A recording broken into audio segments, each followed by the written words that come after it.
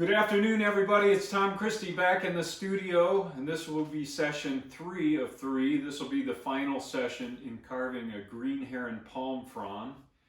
And in the first couple of sessions, we got all the components put together. In this session, we'll finish it. I'm not going to do a blow-by-blow painting video for the Green Heron, but I will include studio shots of the finished carving from different angles, if that would be helpful for your reference. Hey, if you're getting value out of my YouTube channel, I'd really appreciate it if you'd hit the subscribe button. It doesn't cost anything to do that, but it helps me out. And you'll get notification of additional content as I continue to build the channel. So I'm excited to get the project finished. Let's get going on finishing up this Green Heron. Taking a look at some close-up reference, there's a definite eye ring around the eye, so I want to carve that in. And this fleshy part extends right up to the top of the eye there, to the bill. There's also a little more of a groove in the upper part of the bill here, or beak, that I don't have, so I'm gonna grind that in. So I'm going to use this very small cylindrical ruby bit to carefully go around the outside of the eye. You have to be very careful. A little slip here could grind a scratch in the eye, so I'm just going slowly. And just cutting kind of a groove and then going back and removing material outside to leave the eye ring a little bit raised around the eye.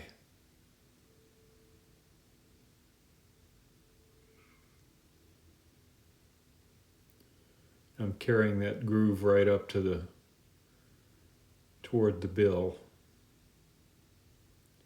So I'll speed this up. I just wanted you to get a look at and issue some caution around grinding this close to the eye. Just working back and forth here to put some definition in that eye ring. All right, I've got that eye ring put in place and a little bit more of a groove along the top of the bill there. And I like it a lot better. It's more accurate. Now I'm just going to take some 80 grit sandpaper and go over those areas that I sealed with the 5-minute epoxy and acetone. And all I'm doing here is just knocking down any loose fibers that are sticking out. I don't know if you can see it back here, but those little fibers, we need to get those knocked down so they don't interfere with our paint. And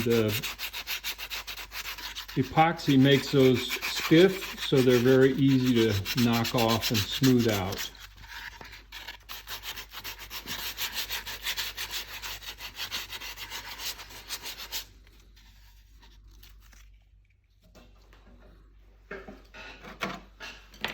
Okay, the legs are dry, and I'm just going to give them a light sanding with, this is 150 grit paper.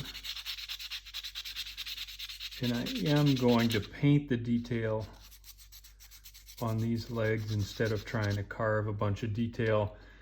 There's no detailed carving in the body of the decoy, so putting a lot of carved detail in the feet just doesn't match up with the rest of the composition. So I'll paint on some detail. But I'm going to give these a good sanding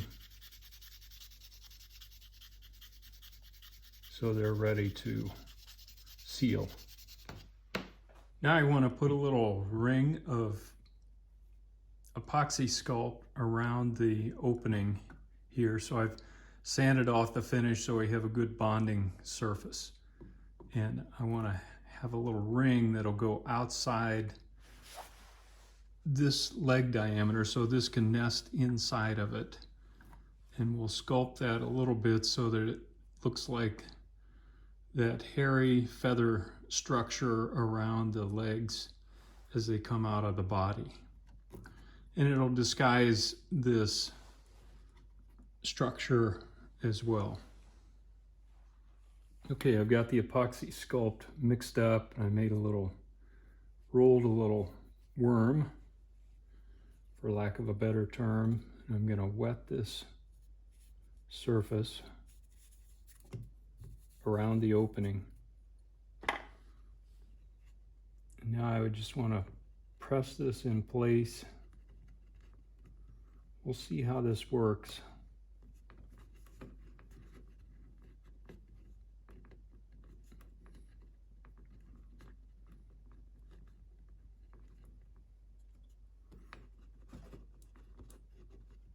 And then begin blending with a wet finger into the surrounding area.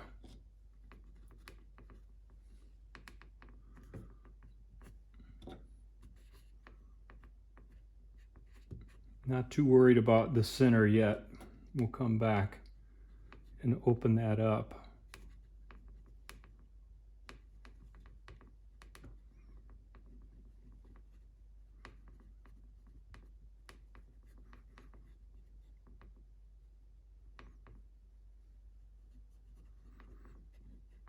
So I'm getting a pretty good blend into the palm frond there.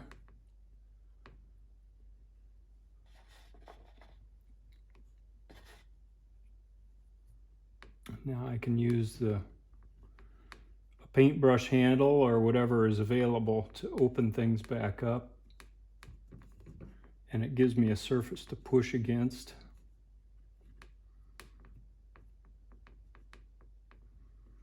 So I'm going to work this. You get the gist. We're going to end up with something that will surround this and make it look more natural as it meets the body. So we're making a little pocket. I can even use the leg to make the impression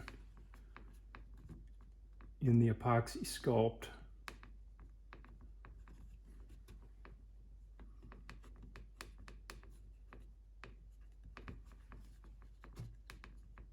And then remove the leg and leave the pocket there. Just a quick look at those. And as they dry or begin to set, you can kind of form them a little bit more. But I definitely want to take the legs out before they set fully.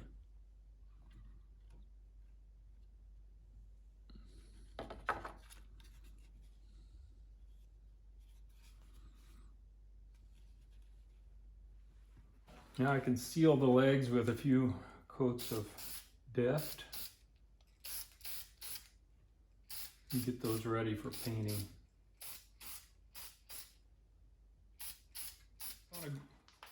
I've kind of gone back and forth on whether I should paint these palm fronds that are to represent old tree stumps or branches sticking out of the water, but I think I'm going to leave them natural. I like the way they go with this light piece of walnut.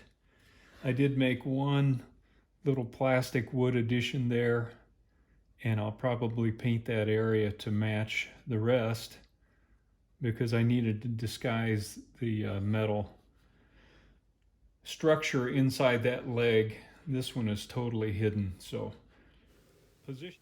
Now that the epoxy sculpt is set, I can go back with a little grinding bit. This is a little cylindrical grinder, and just put some marks in there to make it look a little bit more like feathers. I'm not going overboard on detail here, but just an indication of some feather flow there that will complement the paint once we get to the painting. I'm using a grinding bit on this epoxy sculpt because a ruby bit would load up real fast with the epoxy material. Just a quick shot of those grind marks to break that up a little bit, and now I can paint the bottom.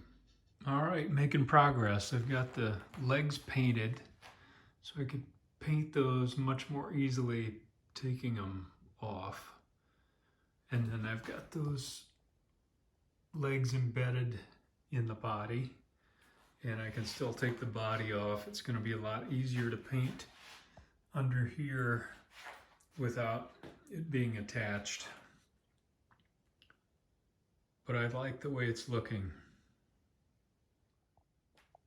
Just a quick shot with the legs, with the body off, and then the legs are still removable.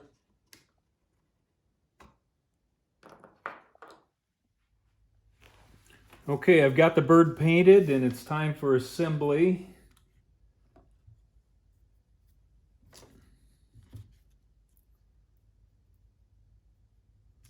And try not to make a mess. I'm using DEFCON 5-minute epoxy, so I have to work pretty quickly.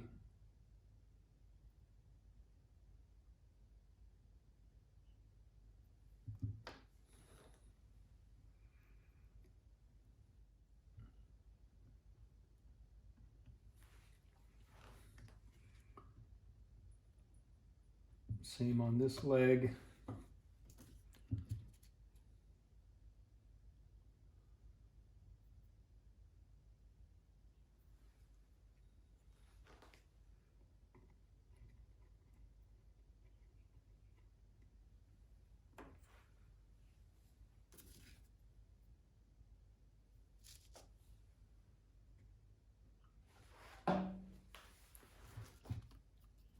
Now I need to get the body on quickly.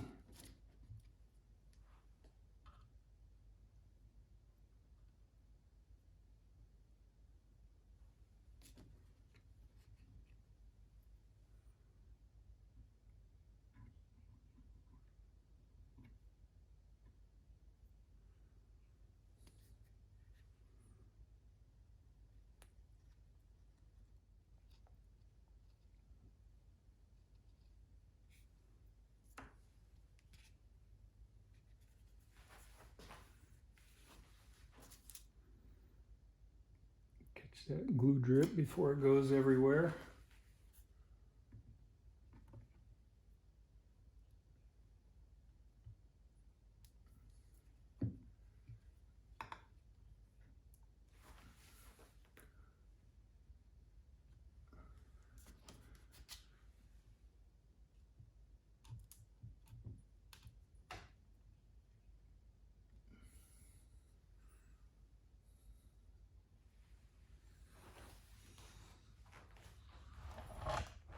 There we go. It's assembled. I thought I would include some studio photos of the finished carving next, just for your reference.